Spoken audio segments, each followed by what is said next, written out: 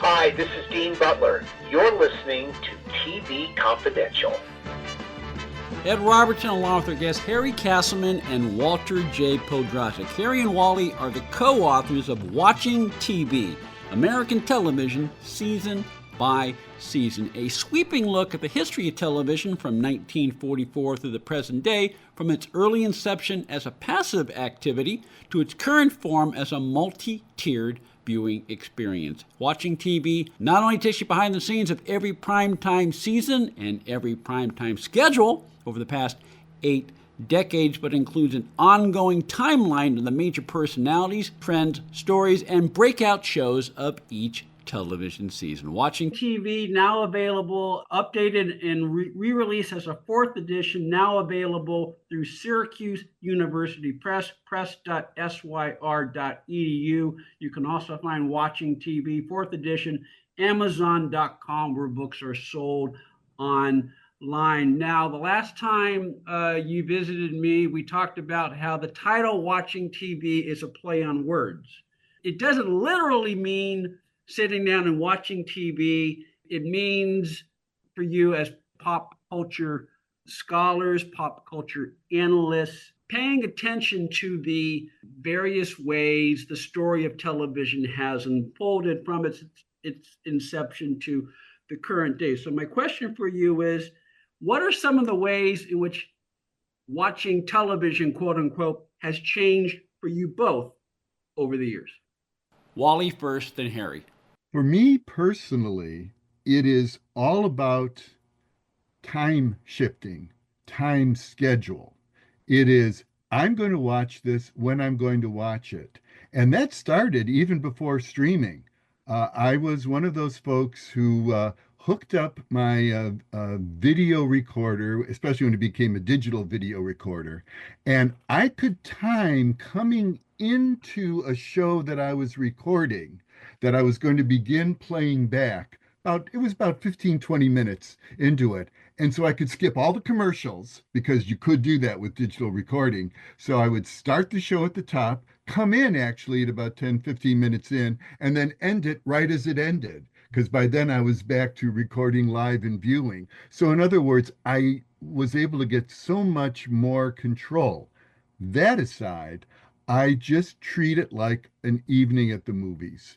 And so that, again, is where recording and access makes the big difference. There was a wonderful Ringo Starr special, a country music special, which I did not watch live. I could have watched live, but I didn't watch live. And even though the streaming copy did have commercials, they were on my time frame, my pacing. I could pause it whenever I wanted.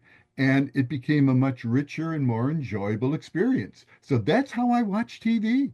And that's without a doubt the biggest change that, if you wanted to say, what is the biggest change that has occurred in television since it began in effect, not literally, but in the late 40s?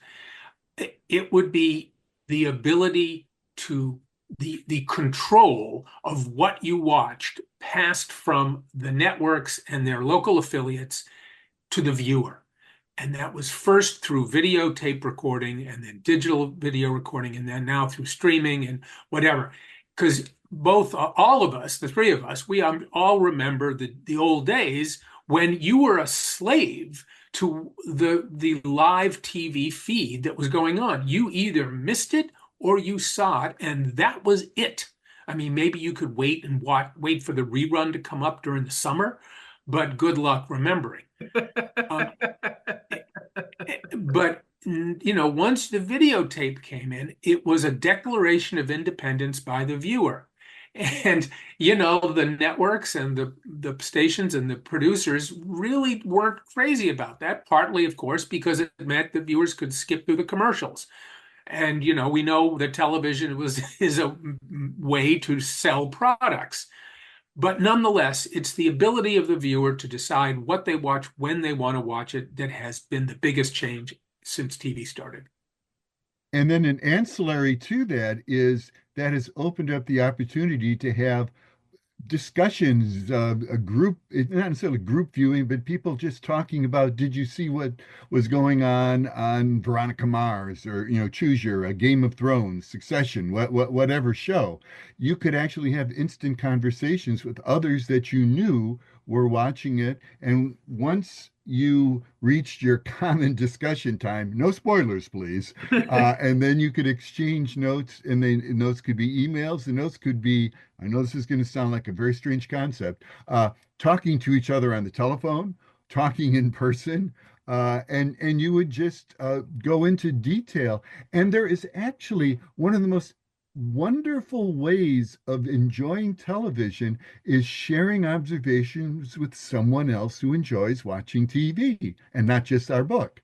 That is, they've tuned in, and once you get into the rhythm of saying, I love that plot twist, I love that character moment, I wanted to go see it again, it really resonated with me. That's something my students do all the time, in terms of, I ask them to give me their favorite shows, and then they have to pull out favorite excerpts from those shows and share them. And you could tell the penetration of the shows when other people in the class will go, oh yeah, I know that, and then they'll fill in the line. They'll fill in the plot twist, or say, oh, you missed the next episode, here's what happened. And so it has become, more practically speaking, a shared experience. It always was shared, but it's been easier to share now because we're able to time when we see it and when we pick up the conversation. And one thing that has emerged in the last 25 years, I mean, once upon a time, most newspapers would have one, maybe two designated television reviewer critics whose job it was to sample the pilot, sample the first 3 episodes, depending on how many episodes the network sent them, and to let the reader, the viewer know, okay, this is what I think about the show. This is why I think you'll like it. This is why I think it will succeed because of A, B, C, or D. While there are still reviewers on a lot of newspapers, most newspapers, most publications have like designated, for lack of a, they do recaps of all popular shows. I mean, once upon a time, recaps were only something you saw on the internet through Television Without Pity and websites like that. But that has become more and more mainstream. And so, and by having people assigned to do recaps and tap into social media, that is another way to create a sense of community, a sense of commonality, even though we may not all be watching this, Veronica Mars or Game of Thrones at the same time. Harry? You're right. I mean, obviously, there's been a lot of changes in daily newspapers for a lot of reasons, one of which is they don't have the amount of TV reviews that they used to. Yeah. But for me, I know there are a couple of TV review sources that I have faith in, or I tend to put some weight on. And there frequently will be something that's going to be coming up, and I've heard about that it was coming up, and I'll be interested, does X person reviewer like the show or not? And if they like it, I'd be more inclined to watch it. If they don't like it, I'm less inclined to watch it. I still make up my own mind, but I still rely on reviewers to guide me. Jack Gould was Yes. Jack Gould is a name I've come to appreciate a lot over the last 10, 15 years. Now, speaking of TV reviewers, Jack Gould was in the 50s and 60s during the inception of broadcast television. Jack Gould was the television critic for the New York Times. And I don't know whether it's because he knew he was the critic for the paper of record, or whether it's just the way he was. If Jack Gould liked a show, people noticed that. He was very, very influential. If Jack Gould didn't like a show, which if you read some of his reviews, it's saying this guy didn't like anything. So the fact that if Jack Gould actually liked it, that got your attention. But, like everybody, when the forces of history began to move against him, Gould wound up becoming left out in the wilderness.